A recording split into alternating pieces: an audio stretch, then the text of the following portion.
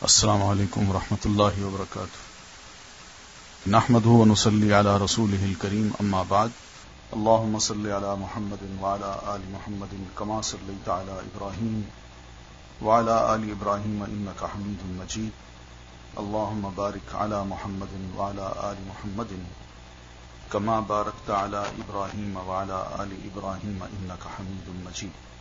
آج ہم انشاءاللہ اپنی کتاب کا صفحہ نمبر 314 یہاں سے غزوہ بنو لحیان اس کا مطالعہ کریں گے۔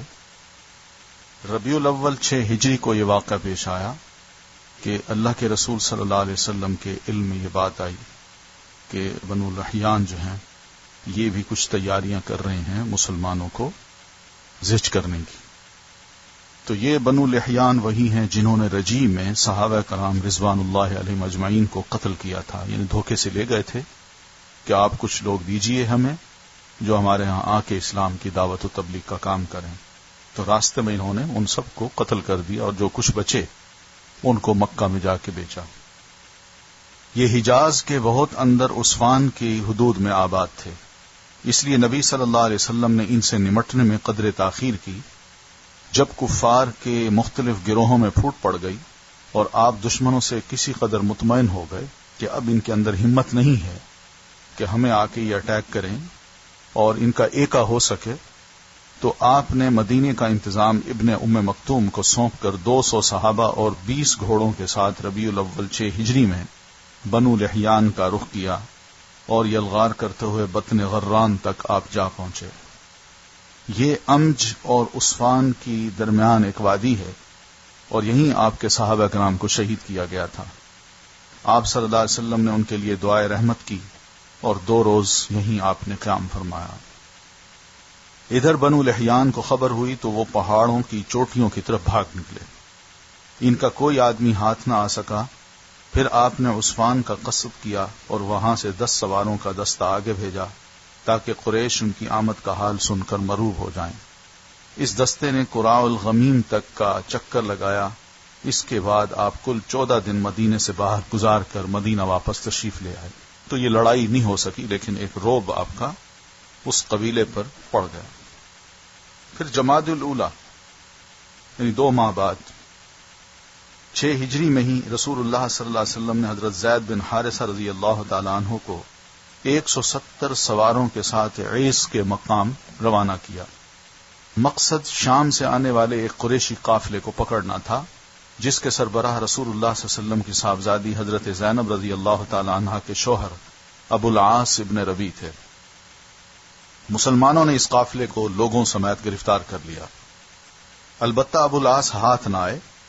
وہ سیدھے مدینہ پہنچے، حضرت زینب کی پناہ لی، یعنی جو وائف تھی ان کی، اور ان سے کہا کہ وہ رسول اللہ صلی اللہ علیہ وسلم سے کہیں کہ آپ قافلے کا مال واپس کر دیں۔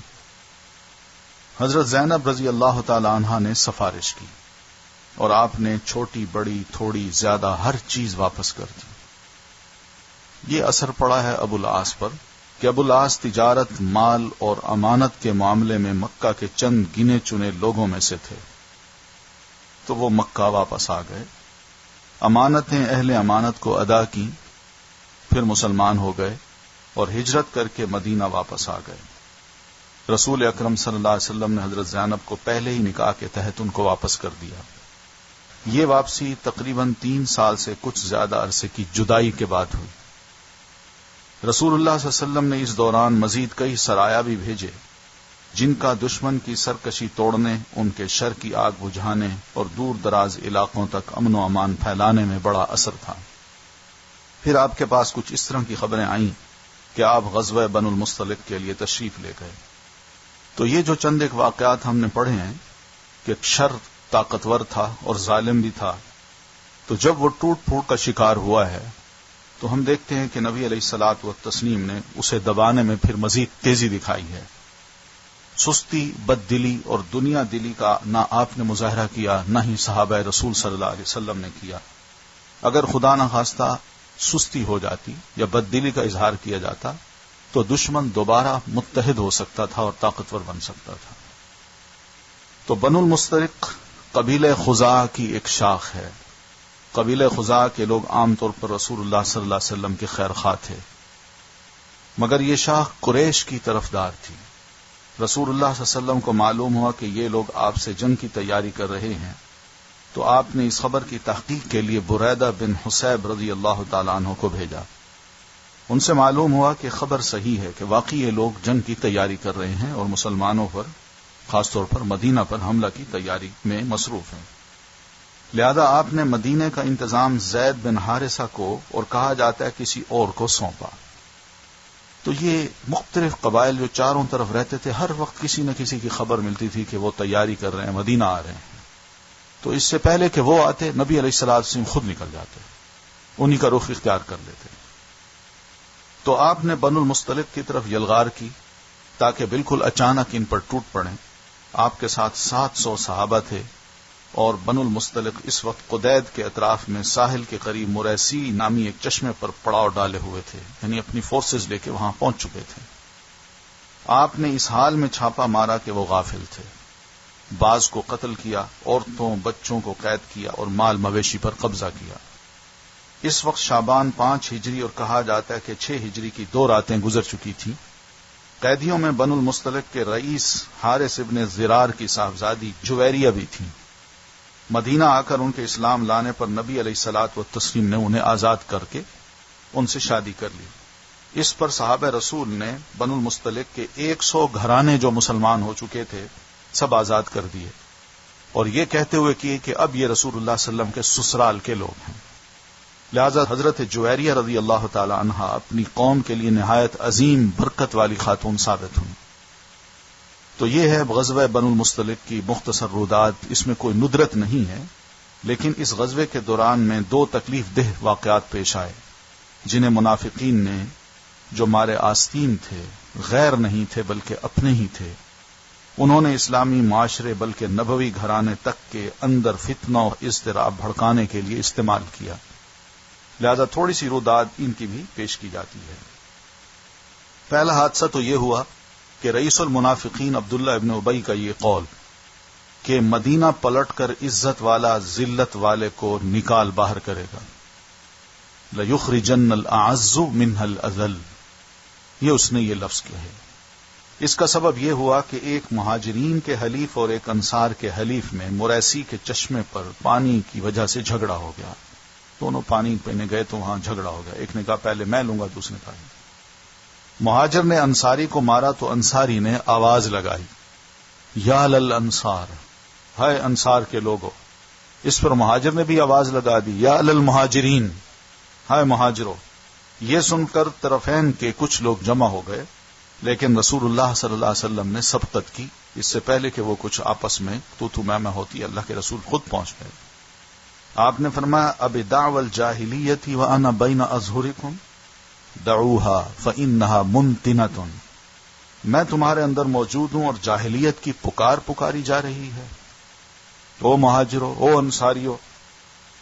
آپ نے فرمایا اسے چھوڑ دو، یہ بڑی بدبودار چیز ہے، یہ اچھی چیز نہیں ہے. چنانچہ لوگ اپنے رشد کی طرف پلٹ آئے. اللہ نے ان کی دوبارہ رہنمائی کر دی اور خیال آیا کہ غلطی کی تھی اور واپس ہو گئے. اس غزوے میں منافقین کی ایک جماعت بھی ہمراہ تھی، یعنی عبداللہ بن امی سمیت، جو اس سے پہلے نکلی نہیں تھی. پہلے کبھی کسی غزوے میں نہیں نکلے تھے، یہ اب نکلے تھے، کیونکہ انہیں اب یقین ہو چلا تھا کہ اب آپ صلی اللہ علیہ وسلم ایک طاقتور فوج رکھتے ہیں، یا آپ کے ساتھی بڑے طاقتور ہیں اور ہر طرف آپ کا رعب بڑھتا جا رہا ہے. تو اب آپ جدھر بھی جائیں گے کچھ نہ کچھ فتح ہوگی اور اس طرح مال غنیمت ہمیں بھی ملے گا. ان کے ساتھ ان کا سردار عبداللہ ابن ابی بھی تھا. اسے خبر ہوئی تو غصے سے بھڑک اٹھا اور کہنے لگا، اچھا تو انہوں نے یہ حرکت کی ہے، یہ ہمارے علاقے میں ہمارے حریف اور مد مقابل ہو گئے. ہماری اور قریش کے ان کنگلوں کی مثال تو وہی ٹھہری جو پہلوں نے کہی ہے کہ اپنے کتے کو پال پوس کر موٹا کرو اور وہ تمہیں کو کاٹ کھائے. سنو واللہ، اب ہم مدینہ واپس ہوئے تو ہم میں سے عزت والا ذلت والے کو نکال باہر کرے گا. تو نفاق جو ہے وہ بڑا کمزور ہوتا ہے. انسان کے اندر جو نفاق ہے وہ بڑا کمزور ہوتا ہے، وہ جلد یا بدیر، بہرحال منافق جو ہے اسے اگل دیتا ہے. تو ابھی تک تو وہ خاموش تھا، اب اس نے اس کو اگلا. عزت والے سے مراد اس نے اپنے آپ کو لیا اور ذلت والے سے مراد اس نے رسول اللہ صلی اللہ علیہ وسلم کو لیا، نعوذ باللہ، اور اس کے لیے فتنوں کی تدبیریں کرنے لگا، حتیٰ کہ اپنے رفقا سے کہا یہ مصیبت تم نے خود اپنے گلے مونڈ لی ہے۔ انہیں اپنے شہر میں اتارا، انہیں ویلکم کیا اور اپنے اموال تک تم نے بانٹ دیے۔ سنو واللہ تم لوگ ان سے ہاتھ روک لو تو یہ تمہارا شہر چھوڑ کر کہیں اور چلتے بنیں گے۔ جس وقت یہ باتیں ہو رہی تھیں، ایک مضبوط ایمان کے نوجوان حضرت زید بن ارقم رضی اللہ تعالی عنہ بھی وہاں موجود تھے۔ وہ اس ہرزہ سرائی پر صبر نہ کر سکے اور رسول اللہ صلی اللہ علیہ وسلم کو اطلاع دی کہ اللہ کے رسول عبداللہ ابن ابی نے، منافق نے اس طرح یہ لفظ کہے ہیں اور آپ کے بارے میں یہ کہا ہے اس نے۔ آپ نے عبداللہ ابن ابی کو بلا کر پوچھا تو اس نے قسم کھا لی، کہتے اللہ کی قسم میں نے ایسی کوئی بات نہیں کہی جو آپ کو معلوم ہوئی ہے۔ اس پر زید ابن ارقم بھی خاموش ہو گئے۔ یہ کتنی شرمندگی کی بات ہے، اب یہ قسم اٹھا چکا ہے، بزرگ آدمی ہے، اب اس کی بات پہ یقین کیا جا رہا ہے، یعنی کہ اس نے قسم اٹھا لی، اب اس سے بڑھ کر اور کیا یقین وہ دلا سکتا ہے۔ تو اس پر اللہ تعالیٰ نے سورہ منافقین اتاری اور اسے قیامت تک کے لیے رسوا کر کے رکھ دیا۔ یعنی انہوں نے کہا ہم الذین یقولون، اللہ تعالیٰ نے فرمایا ہاں ہاں یہی لوگ ہیں جنہوں نے یہ لفظ کہے ہیں کہ جب ہم مدینہ پہنچیں گے تو لَيُخْرِجَنَّ الْأَعَزُّ مِنْهَا الْأَذَلُّ وَلِلَّهِ الْعِزَّةُ وَلِرَسُولِهِ وَلِلْمُؤْمِنِينَ وَلَكِنَّ الْمُنَافِقِينَ لَا يَعْلَمُونَ۔ تو اس منافق کے صاحبزادے جس کا نام عبداللہ تھا، وہ خالص مومن تھے۔ انہیں علم ہوا کہ میرے والد نے رسول اکرم صلی اللہ علیہ وسلم کے بارے میں یہ لفظ کہے ہیں۔ تو مدینے کی طرف جب یہ قافلہ آ رہا تھا تو مدینے میں داخل ہونے سے پہلے یہی عبداللہ تلوار سونت کر مدینے کی گزرگاہ پر کھڑے ہو کر اور اپنے باپ منافقوں کے سردار سے سب کے سامنے یہ بات کہی کہ واللہ جب تک رسول اللہ صلی اللہ علیہ وسلم اجازت نہ دیں تم یہاں سے آگے نہیں بڑھ سکتے، کیونکہ وہ عزت والے ہیں اور تم ذلیل ہو۔ یہ اپنے والد کو انہوں نے صاف کہا۔ تو یہی ایمان کے سچے ہونے کی علامت ہے۔ نبی علیہ الصلوۃ والتسلیم نے اس لیے تو یہ فرمایا کہ لا یؤمن احدکم حتی اکون احب الیہ من والدی وولدی والناس اجمعین، تم میں کوئی بھی مسلمان نہیں ہو سکتا جب تک کہ میں اس کو اس کی اپنی ذات، اس کے والدین، اس کے اپنے بچے سب سے زیادہ محبوب نہ ہوں۔ تو عبداللہ کے بیٹے عبداللہ نے یہ بات ثابت کر کے دکھائی، کیونکہ اس نے سنا، اسے یقین تھا کہ میرے والد ایسی بات کرتے ہیں۔ اور جب یہ مسلمانوں میں بات پھیلی تو عبداللہ نے اپنے ایمان کو وہاں ظاہر کیا اور صاف کہا کہ جب تک اللہ کے رسول اجازت نہ دیں گے تم مدینے میں داخل نہیں ہو سکتے۔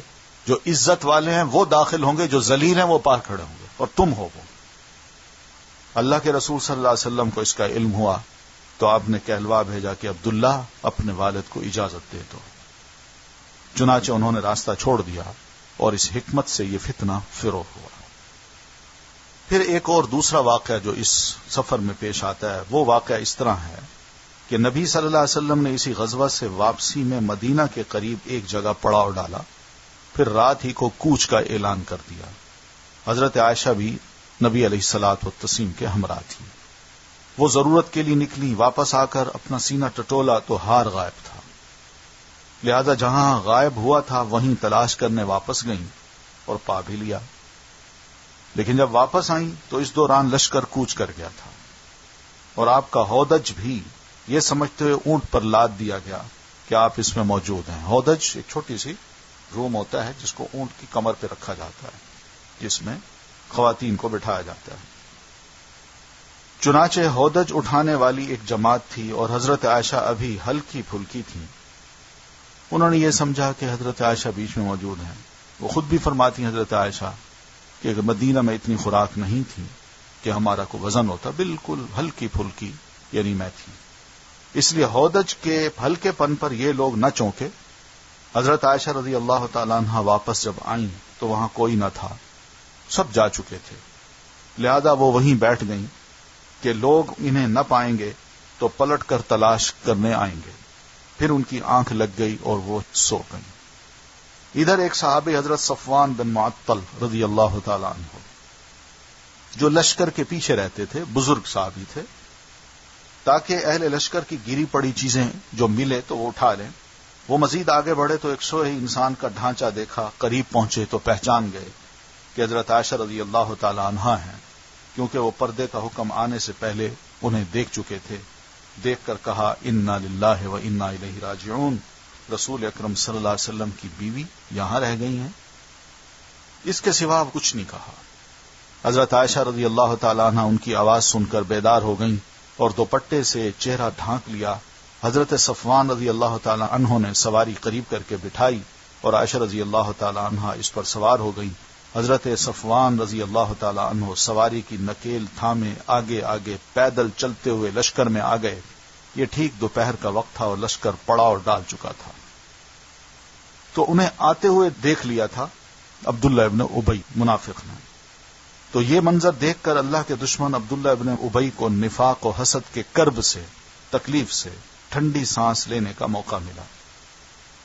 اس نے جھوٹ اور بہتان کے طور پر دونوں کے خلاف بدکاری کی تہمت تراشی۔ پہلے تو اس نے یہ کام کیا کہ زبان استعمال کی، پھر اس میں رنگ بھرا، پھیلایا، اس کو بڑھایا، بات کا بتنگڑ بنایا اور ادھیڑنا بننا شروع کر دیا کہ پتہ ہے کیوں؟ وجہ یہ تھی نا، یہ وجہ ہو سکتی ہے نا، یہ بھی تھا، یہ بھی تھا۔ اس کے ساتھی بھی اسی کو بنیاد بنا کر اس کا تقرب حاصل کرنے لگے۔ تو جیسے انسان ہوتا ہے ویسے اس کو دوست مل جاتے ہیں، تو وہ بھی لگائی بجھائی کرنے لگے۔ اور جب مدینہ آئے تو اس کا خوب پروپیگنڈا کیا، یہاں تک کہ متعدد اہل ایمان بھی دھوکے میں آ گئے۔ تو بات کا ایک تو بتنگڑ بنا دیا گیا، اور نبی علیہ الصلوۃ والتسلیم کا جو گھر ہے، آپ کی جو عصمت ہے، اس پر بھی اس نے بڑا زبردست حملہ کیا۔ تو نبی علیہ الصلوۃ والتسلیم کا گھرانہ اگر ایسا ہو جائے جو فحاشی یا بدکاری کا مرتکب ہو، تو پھر نہ صرف نبی علیہ الصلوۃ والتسلیم کے مشن پر زد پڑتی ہے بلکہ پورے اسلام پر بھی۔ تو قابل غور بات تو اس میں یہ ہے کہ ان منافقوں نے جو آپ صلی اللہ علیہ وسلم کے دور میں تھے، انہوں نے آپ صلی اللہ علیہ وسلم کی ذات میں تو کوئی عیب نہیں نکالا، مگر آپ کے گھر والوں پر انہوں نے اٹیک کیا ہے۔ لیکن آج کے دور میں جو بہت عرصے بعد لوگ آئے ہیں، وہ نبی علیہ الصلوۃ والسلام کی ذات میں عیب نکالنے کی کوشش کرتے ہیں۔ ادھر حضرت عائشہ رضی اللہ تعالی عنہ مدینہ آ کر بیمار پڑ گئیں۔ لمبا سفر تھا، تھکاوٹ تھی، اور بیماری نے تقریباً 1 مہینہ طول پکڑا۔ اب مدینہ تو تہمت تراشوں کے پروپیگنڈے سے گونج رہا تھا، لیکن حضرت عائشہ رضی اللہ تعالی عنہ کو کچھ خبر نہ تھی۔ انہیں صرف یہ بات کھٹکتی تھی کہ وہ اپنی بیماری کے دوران میں رسول اللہ صلی اللہ علیہ وسلم کی جو خاص مہربانی دیکھا کرتی تھی، وہ اب کی بار نہیں دیکھ رہی ہیں۔ آپ صلی اللہ علیہ وسلم آ کر سلام کرتے اور یہ پوچھ کر واپس ہو جاتے کہ یہ کیسی ہیں، بیٹھتے نہ تھے۔ پھر اس پورے عرصے میں آپ خاموش رہے، کوئی بات نہ کی۔ لیکن جب لمبے عرصے تک وحی نہ آئی تو آپ صلی اللہ علیہ وسلم نے اپنے خاص اصحاب سے مشورہ کیا۔ حضرت علی رضی اللہ تعالی عنہ نے اشاروں میں مشورہ دیا کہ انہیں علیحدہ کر دیں، اور بھی بیویاں اچھی مل جائیں گی آپ کو۔ لیکن حضرت اسامہ رضی اللہ تعالی عنہ نے مشورہ دیا کہ برقرار رکھیں، عائشہ کھرا سونا ہے، یہ انہوں نے لفظ کہے۔ اسی طرح بریرہ نام کی ایک خاتون تھی جو حضرت عائشہ رضی اللہ تعالی عنہ نے خرید کے ان کو آزاد کر دیا تھا، اور وہ حضرت عائشہ کے ساتھ کافی کلوز تھی، ان کے بیٹھتی، باتیں کرتی، بہت کچھ سیکھتی تھی وہ۔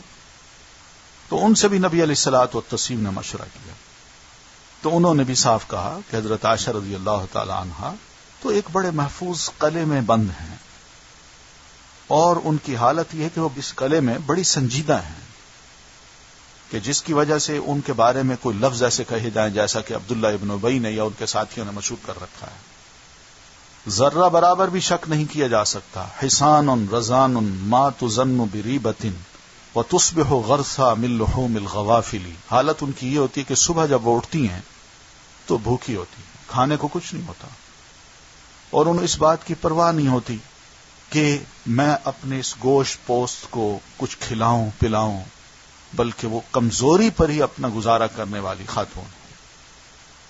تو انہوں نے اس طرح کے لفظ نبی علیہ الصلوۃ والتسلیم کو فرمائے۔ اس کے بعد آپ صلی اللہ علیہ وسلم نے منبر پر کھڑے ہو کر اس شخص سے نجات دلانے کی توجہ دلائی کہ یہ مجھے بڑی تکلیف دے رہا ہے، کوئی ہے جو مجھے اس سے نجات دلائے.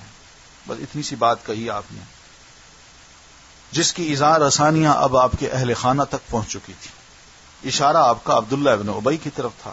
اس پر اوس کے سردار نے خواہش ظاہر کی کہ اسے قتل کر دیں. ظاہر یہ مسلمان تھے اور خزرج بھی مسلمان تھے، دونوں انصاری تو تھے.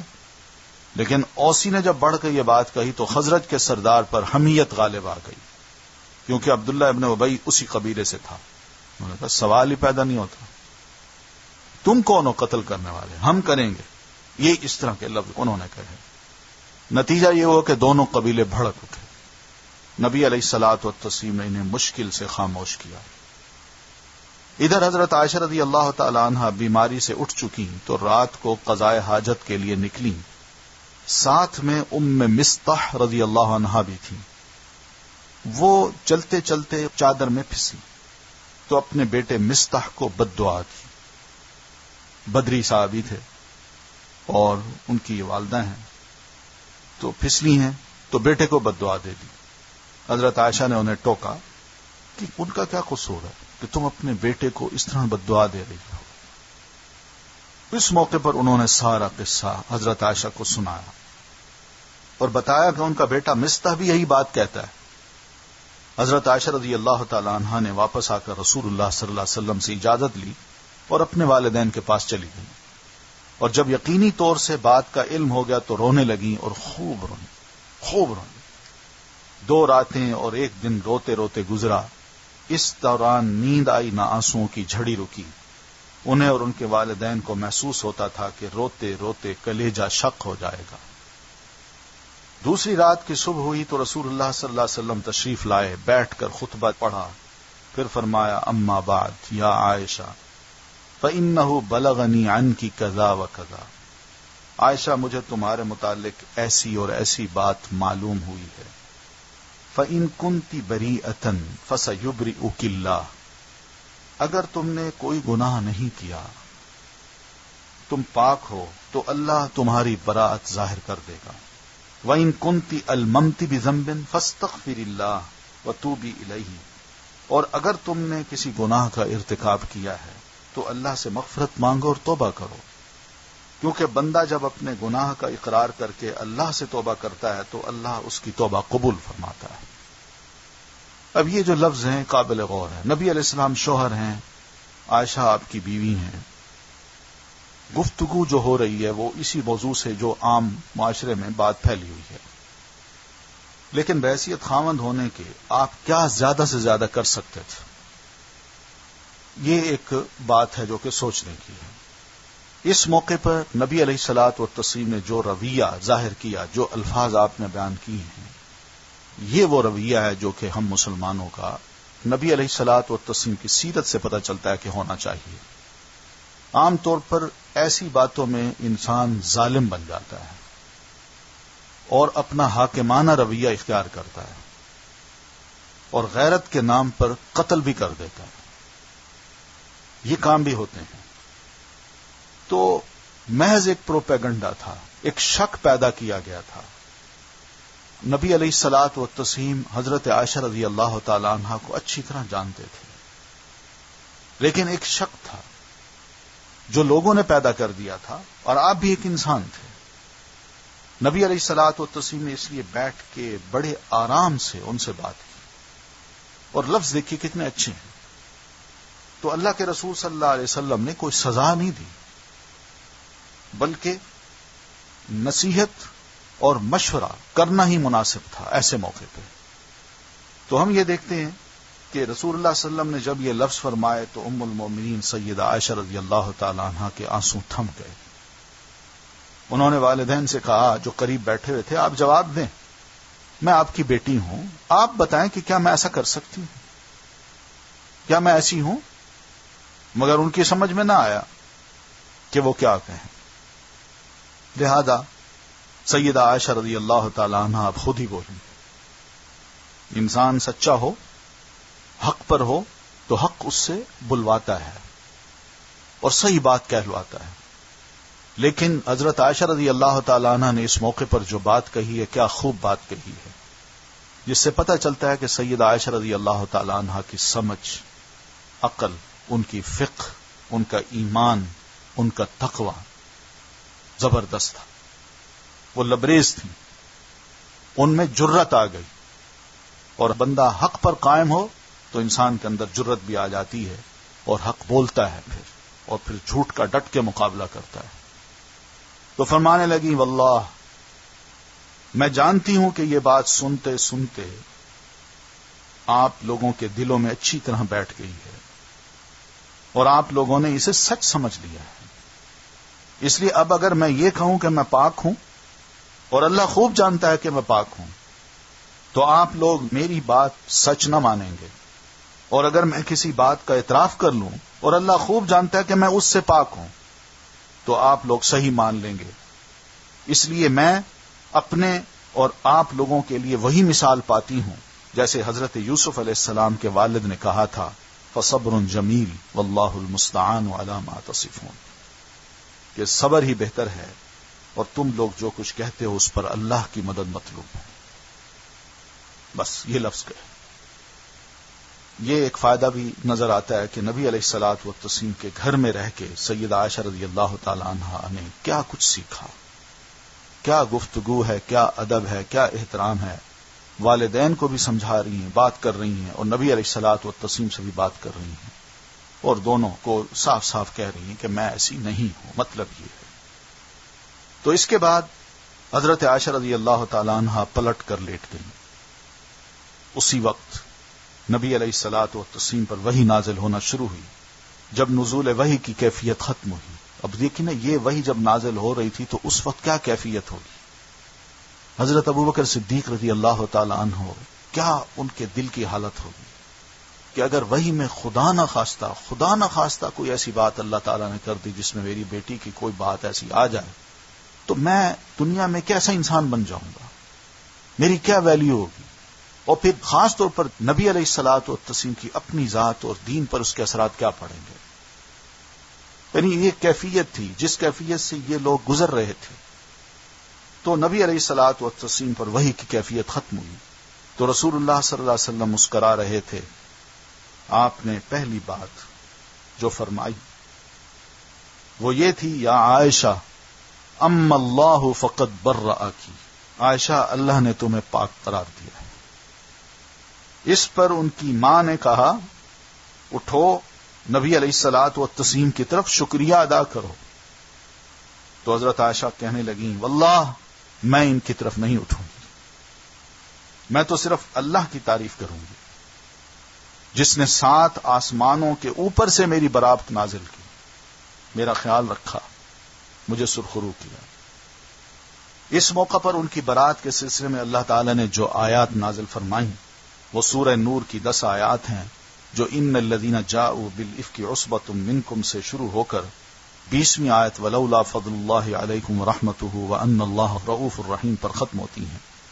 اس کے بعد رسول اکرم صلی اللہ علیہ وسلم صحابہ کرام کے پاس تشریف لائے، مسجد میں ان کو جمع کیا، خطبہ دیا اور برات کے سلسلے میں اللہ نے جو آیات نازل فرمائی تھیں ان کی تلاوت کی.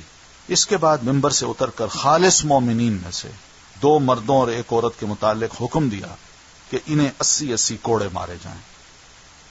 اور یہ 2 مرد تھے حضرت حسان بن ثابت اور مصطح ابن اثاثہ، اور ایک خاتون تھی حمنہ بنت جہش.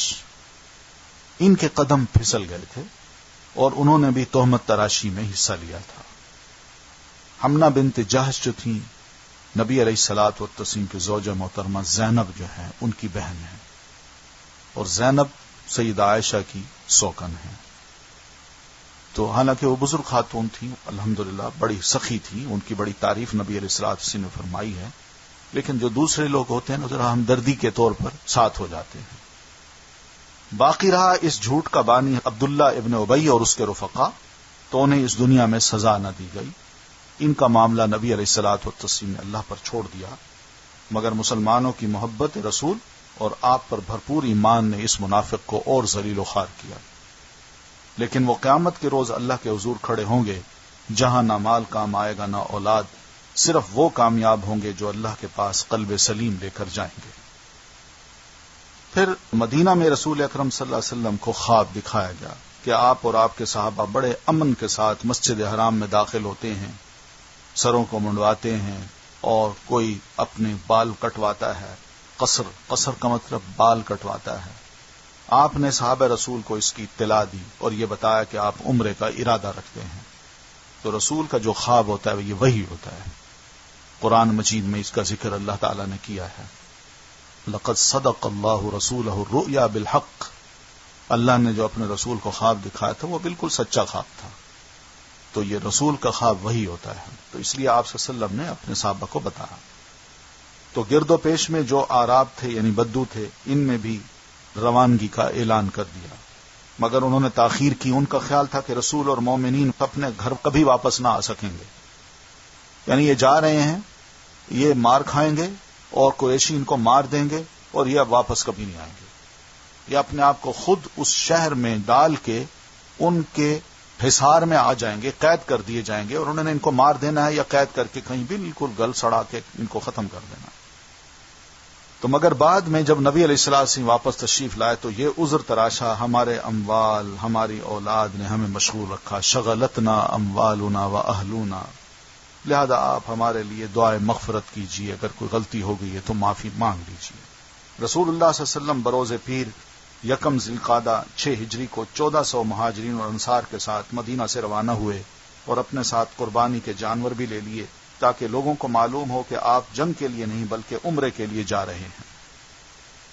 اچھا، ضمناً چھوٹی سی بات جو پیچھے واقعہ گزرا ہے سید عائشہ رضی اللہ تعالی عنہا کا، اس میں جو پہلی بات ہے وہ یہی ہے کہ انصاری جو تھے، انصاریوں میں ایک لیڈر تھے ان کے اسید ابن حضیر رضی اللہ تعالی عنہ، وہ اکثر و بیشتر یہ کہا کرتے تھے کہ جو آل ابی بکر صدیق ہے، یعنی صدیقی گھرانہ جو ہے، اس کی برکت صرف ان کے گھر کے اندر نہیں ہے، بلکہ کوئی ان کے ہاں ایک مسئلہ کھڑا ہوتا ہے، اللہ تعالیٰ اس مسئلے کے ذریعے پوری امت کا ایک بڑا مسئلہ حل کر دیتا ہے اور ہمیشہ کے لیے۔ تو اس لیے یہ گھرانہ بڑا بابرکت ہے اہل اسلام کے لیے۔ یہ کوئی ایک مسئلہ نہیں ہے، ایک برکت نہیں اہل اسلام کو ملی، بلکہ بے شمار برکتیں اس گھرانے سے پوری دنیا کے مسلمانوں کو قیامت تک کے لیے اللہ تعالیٰ نے عطا کر دی۔ مسئلہ چھوٹا سا ان کے ہاں کھڑا ہوتا تھا اور حل جو ہے وہ پوری امت کو اللہ تعالیٰ آسانی کے طور پر عطا کر دیا کرتا تھا۔ آپ دیکھ لیں، یہ تیمم کی آیات ہیں، اس کا سبب بھی حضرت عائشہ رضی اللہ تعالیٰ عنہ کا جو ہار گم ہوا وہ بنا۔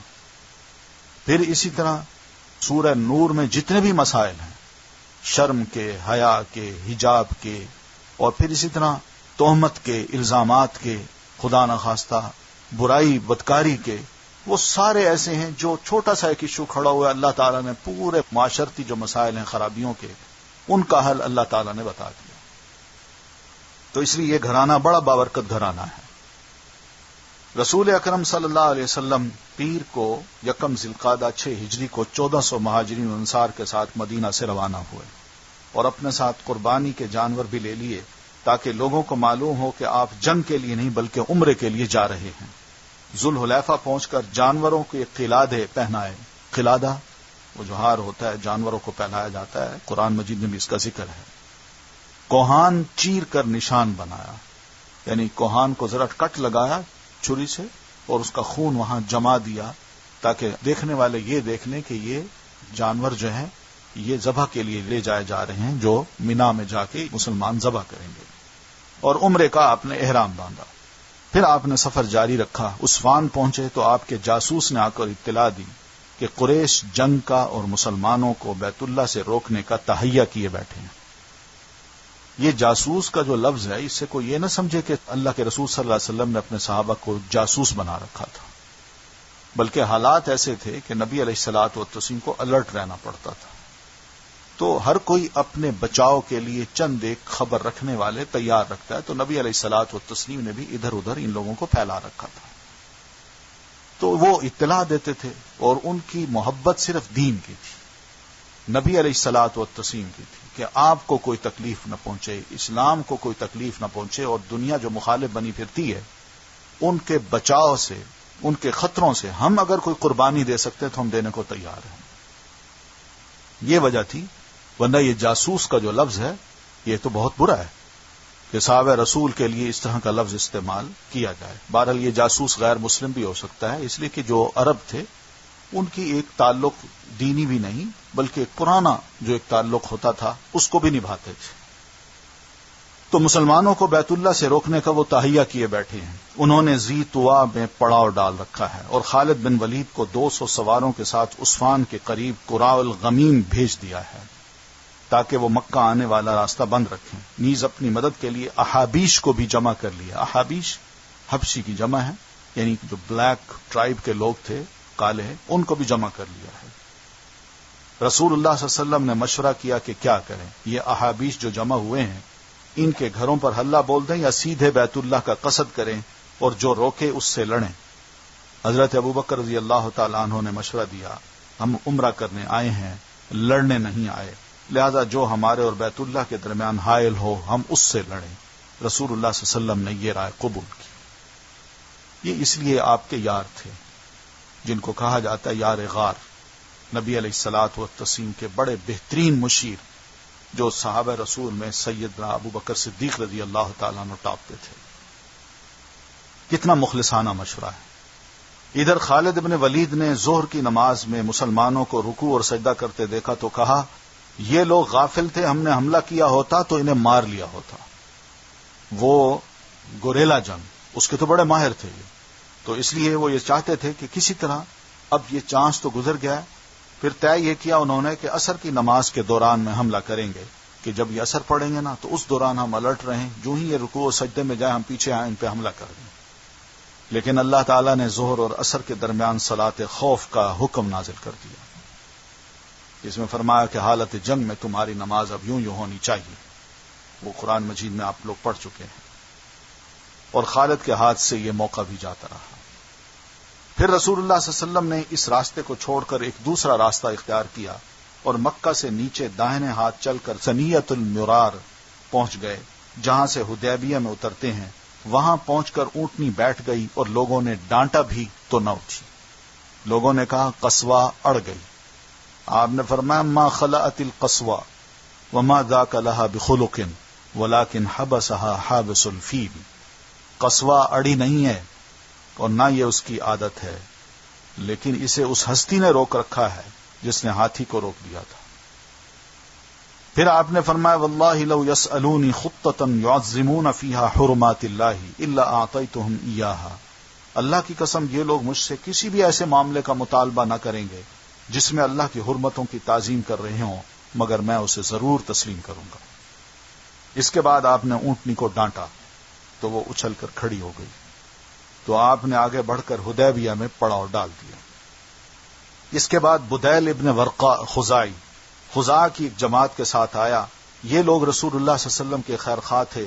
اس نے بتایا کہ قریش آپ سے جنگ کرنے اور آپ کو بیت اللہ سے روکنے کا تہیہ کیے بیٹھے ہیں. آپ نے اسے بتایا ہم محض عمرے کے لیے آئے ہیں، لڑائی کے لیے نہیں. نیز یہ کہ ہم صلح کے لیے تیار ہیں، لیکن اگر قریش نے لڑائی ہی پر اصرار کیا تو ہم اس وقت تک لڑتے رہیں گے جب تک کہ ہمارا تن سر سے جدا نہ ہو جائے یا اللہ کا حکم نافذ نہ ہو جائے. بدیل نے واپس جا کر قریش کو یہ بات سنائی تو انہوں نے مکرز ابن حفص کو بھیجا. آپ نے اس سے بھی وہی بات کہی جو بدیل سے کہی تھی. اس کے بعد قریش نے احابیش کے سردار حلیس ابن اکرمہ کو بھیجا. جب وہ نمودار ہوا تو رسول اللہ صلی اللہ علیہ وسلم نے صحابہ کرام سے فرمایا ھذا من قوم يعظمون الہدی فابعثوہ. یہ شخص ایسی قوم سے تعلق رکھتا ہے جو قربانی کے جانوروں کا بہت احترام کرتی ہے، لہذا اپنے جانوروں کو کھڑا کر دو تاکہ وہ آئے تو دیکھ لے کہ یہ جانور جن پر نشان لگے ہوئے ہیں، قلادے ڈلے ہوئے ہیں، یہ تو محض انہوں نے بیت اللہ کے لیے تیار کی ہیں، تو لڑائی کی نیت سے آئے ہی نہیں. تو صحابہ رسول نے جانوروں کو کھڑا کر دیا اور خود بھی لبیک پکارتے ہوئے اس کا استقبال کیا. اس نے یہ کیفیت دیکھی تو کہا سبحان اللہ، ان لوگوں کو بیت اللہ سے روکنا ہرگز مناسب نہیں. بھلا یہ کیا کہ لخم و جزام اور حمیر کے لوگ تو حج کریں اور عبد المطلب کا بیٹا بیت اللہ سے روک دیا جائے؟ بیت اللہ کے رب کی قسم قریش برباد ہوئے، یہ لوگ عمرہ کرنے آئے ہیں. قریش نے یہ بات سنی تو کہا کہ بیٹھ جاؤ، تم عربی ہو، تمہیں چال بازیوں کا علم نہیں۔ اس کے بعد قریش نے عروہ بن مسعود ثقفی کو بھیجا، اس نے آ کر بات کی، رسول اللہ صلی اللہ علیہ وسلم نے اس سے بھی وہی کہا جو بدیل سے کہا تھا۔ اس نے کہا، اے محمد صلی اللہ علیہ وسلم، اگر آپ نے اپنی قوم کا صفایا کر بھی دیا تو کیا آپ نے پہلے کسی عرب کے متعلق سنا ہے کہ اس نے اپنی ہی قوم کا صفایا کر دیا ہو؟ اور اگر دوسری صورت پیش آئی یعنی آپ کو شکست ہوئی تو میں آپ کے گرد ایسے اوباش لوگوں کو دیکھ رہا ہوں جو اسی لائق ہیں کہ آپ کو چھوڑ کر بھاگ جائیں۔ یہ اس نے صحابہ رسول پر یہ کمنٹس دیے جبکہ وہ سب مسلمان ہو کے مکہ کو چھوڑ کے نبی علیہ السلام کو انہوں نے جوائن کیا تھا، بڑی قربانیاں دی تھی، تو ان کو یہ دکھ تھا۔ تو صحابہ کرام کے بارے میں سب سے پہلا گستاخانہ جو انداز ہے یہ اس شخص نے اپنایا جو عروہ بن مسعود الثقفی ہے۔ اس پر حضرت ابوبکر رضی اللہ تعالیٰ عنہ نے عروہ کو لات کے حوالے سے برا بھلا کہتے ہوئے یہ کہا کہ ہم حضور کو چھوڑ کر بھاگیں گے؟ عروہ ابوبکر کا جواب نہ دے سکا کیونکہ ابوبکر نے اس پر کوئی احسان کیا تھا۔ عروہ بات کرتے کرتے نبی علیہ السلام کی داڑھی پکڑ لیتا۔ مغیرہ ابن شعبہ رضی اللہ تعالیٰ عنہ اس کے ہاتھ پر تلوار کا دستہ مار کر کہتے، اپنا ہاتھ رسول اللہ صلی اللہ علیہ وسلم کی داڑھی سے پرے رکھ۔ عروہ نے کہا، او غدار، اب مغیرہ سے کہتا، او غدار، کیا میں تیری غداری کے سلسلے میں دوڑ دھوپ نہیں کر رہا ہوں؟ مغیرہ بن شعبہ عروہ کے بھتیجے تھے اور یہ چچا تھا۔ کچھ لوگوں کو قتل کر کے ان کا مال لے لیا تھا اور آ کر مسلمان ہو گئے تھے۔ رسول اللہ صلی اللہ علیہ وسلم نے ان کا اسلام تو قبول کر لیا لیکن مال سے برات اختیار کی۔ عروہ بن مسعود اسی سلسلے میں بھاگ دوڑ کر رہا تھا کہ ان کی غداری سے اس نے اسی واقعے کی طرف اشارہ کیا کہ تم غدار ہو۔ اس موقع پر عروہ نے صحابہ رسول صلی اللہ علیہ وسلم کی طرف سے نبی صلی اللہ علیہ وسلم کی تعظیم کا، عزت و احترام کا جو منظر دیکھا، واپس جا کر اس نے قریش سے کہا، اے قوم، اللہ کی قسم، میں قیصر و کسریٰ اور نجاشی جیسے بادشاہوں کے پاس جا چکا ہوں، واللہ میں نے کسی بادشاہ کو نہیں دیکھا کہ اس کے ساتھی اس کی اتنی تعظیم کرتے ہوں جتنی محمد صلی اللہ علیہ وسلم کے ساتھی محمد صلی اللہ علیہ وسلم کی تعظیم کرتے ہیں۔ یہ کوئی اندھی عقیدت نہیں تھی بلکہ آپ کا قول اور عمل اکٹھا تھا، جو کہتے تھے آپ ویسا کرتے تھے۔ تو اس چیز کو صحابہ کرام نے دیکھا تھا، اچھی طرح پہچانا تھا، تو جس کا غیروں نے بھی اعتراف کیا ہے، اور یہ غیر آدمی ہے جو کہہ رہا ہے، واللہ وہ کھنکار بھی تھوکتے تو کسی نہ کسی آدمی کے ہاتھ پر پڑتا تھا، وہ زمین پہ نہیں گرنے دیتے تھے، اور وہ شخص اسے اپنے چہرے اور جسم پر مل لیتا تھا، اور جب وہ حکم دیتے تھے تو اس کی بجا آوری کے لیے سب دوڑ پڑتے تھے، اور جب وضو کرتے تھے تو معلوم ہوتا تھا کہ ان کے وضو کے پانی کے لیے لوگ لڑ پڑیں گے، اور جب کوئی بات کرتے تھے تو سب اپنی آوازیں پست کر لیتے تھے اور فرط تعظیم کے سبب انہیں بھرپور نظر سے دیکھ نہ پاتے تھے۔ انہوں نے تم پر ایک اچھی تجویز پیش کی ہے، لہذا اسے قبول کر لو۔ اسی سلسلہ گفتگو کے دوران قریش کے 70 یا 80 پرجوش نوجوان ہنگامہ آرائی کے لیے رات کی تاریکی میں خاموشی کے ساتھ جبل تنعیم سے اتر کر مسلمانوں کے کیمپ میں گھس آئے۔ مقصد یہ تھا کہ صلح کی یہ گفتگو ناکام ہو جائے، لیکن مسلمانوں نے ان سب کو گرفتار کر لیا۔ پھر رسول اللہ صلی اللہ علیہ وسلم نے انہیں معاف کرتے ہوئے چھوڑ دیا۔ اس سے ایک طرف تو قریش کے دلوں پر خاصا رعب طاری ہو گیا اور دوسری طرف ان کے اندر صلح کا رجحان اور بڑھ گیا۔ اس سلسلے میں اللہ تعالیٰ نے یہ آیت نازل فرمائی، وَهُوَ الَّذِي كَفَّ أَيْدِيَهُمْ عَنْكُمْ وَأَيْدِيَكُمْ عَنْهُمْ بِبَطْنِ مَكَّةَ مِنْ بَعْدِ أَنْ أَظْفَرَكُمْ عَلَيْهِ، وہی تو ہے جس نے بطن مکہ میں ان کے ہاتھ تم سے روکے اور تمہارے ہاتھ ان سے روکے، اس کے بعد کہ تم کو ان پر اللہ قابو دے چکا تھا۔ تو یہ جو 200 نوجوان تھے ان میں خالد ابن ولید بھی تھے، تو نبی علیہ الصلوۃ والتسلیم نے ان کو معاف کر دیا کہ جاؤ۔ تو یہ صلح حدیبیہ ہوتی ہے لیکن بڑی عجیب طریقے سے، اور اس میں بڑا فائدہ ہوتا ہے مسلمانوں کا، اور اس کا ذکر بڑا تفصیلی ہے، انشاءاللہ اس کو ہم پھر ختم کریں گے امید ہے۔ تو یہیں تک اکتفا کرتے ہیں۔ سبحانک اللہم بحمدک، نشہد ان لا الہ الا انت، نستغفرک ونتوب الیک۔ السلام علیکم ورحمۃ اللہ۔